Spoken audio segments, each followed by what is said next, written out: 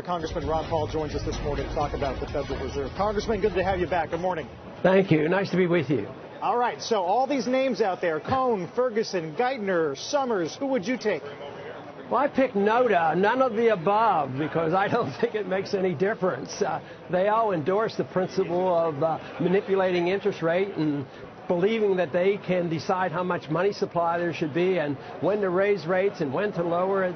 And you can't expect anything new or different than that, so one individual might manage things slightly differently, but overall it'll be the same thing. It's still the monetary system that we have to deal with, not the particular manager that's going to be involved. Right. Obviously, you wrote End the Fed a few years ago. The answer, I guess, not too terribly surprising coming from you. But working in a political context like we have, Congressman, who do you think is the most likely nominee right now? Well, it looks like it's Yellen. I mean, but it's still early. They do a lot of manipulating, pushing back and forth. Last week, it looked like it was Summers, and all of a sudden it shifts. But who knows what will happen the next month or two. But right now, I think the consensus is that she'd probably be nominated. Yeah. Your son, Senator Rand Paul, said that his pick would be either Hayek or Friedman, which is going to be a tough get. Well, neither one of them like the Fed so very much. Friedman wanted to turn it over to a computer, which that's not exactly my position, but it'd probably be better than a few individuals and one in particular behind the scenes in secret pretending they know what interest rates should be. That's to me the most amazing thing, that people accept this. The most important piece of information for investors and for savers is interest rates, and yet we give up on that and decide that it should be controlled by one person. It's positively amazing that the economy tolerates it. Congressman, the economy, though, is holding up reasonably well. There are better signs lately. Certainly the unemployment rate has come down. That's one reason why we see a lot of holdings of gold, for example, take a big hit. Holdings which I know your portfolio is overly concentrated in. Has your own wealth taken a hit here over the past year? Yeah, but I generally look at it long term because, I was looking at the dollar and inflation and gold when we went off the gold standard, totally off the gold standard in 1971.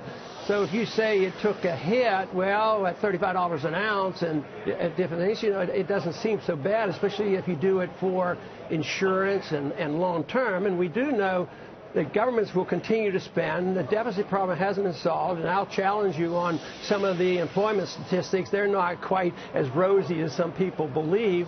I mean, we're in big trouble, and I challenge people on the inflation factor too. Just think of that little article today in the Times where they said this woman was working 2 jobs and lives in a shelter, which means she can't even get a house because her cost of living is too high. So there's a lot of inflation, a lot of unemployment, and to say the gold went down, in the last year, that doesn't tell you a whole lot. You got to look more long term. You got to look at the basics, and that's what most people don't do. The markets deal with minute to minute.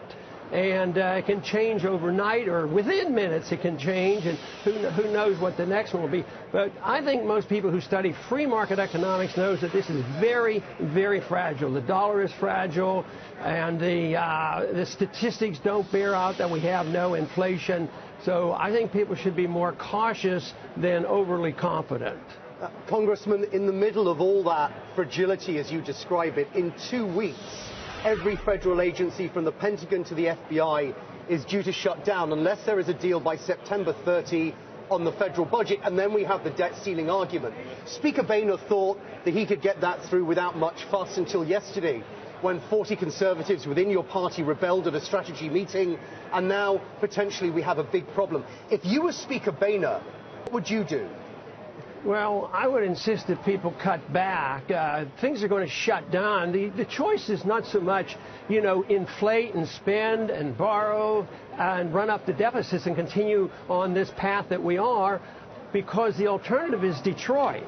There's nothing that says that many cities, towns, and states and the country could face a Detroit because of the fundamentals. And it's tough because if you want, it's like an addiction. It's pretty hard to talk somebody out of their, out of their addiction and say, oh, well, wean yourself off. It doesn't happen, so they're not going to wean it off. So I would always make the case that continuing the addiction of spending and deficits and printing money, manipulating the economy is much, much worse than taking your medicine, which would mean that you got to quit and you just can't wean it off. So I would say you ought to face the consequences.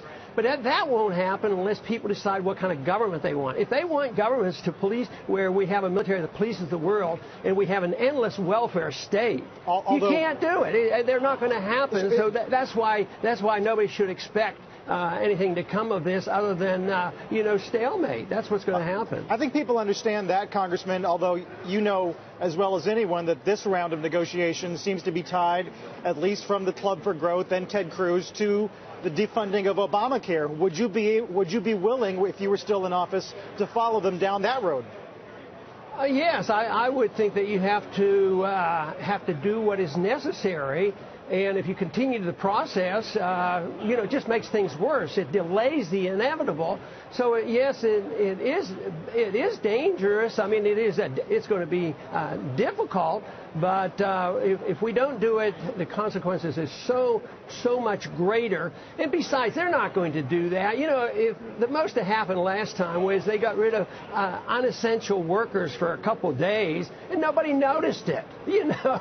So they don't have to do this. They could do essential services. The non-essential people could go home, and nobody would notice. And it's just scare tactic. It's just like foreign policy. Scare everybody into it. You got to vote for the war. That's what they do in economics, like when we had the bust 5 years ago.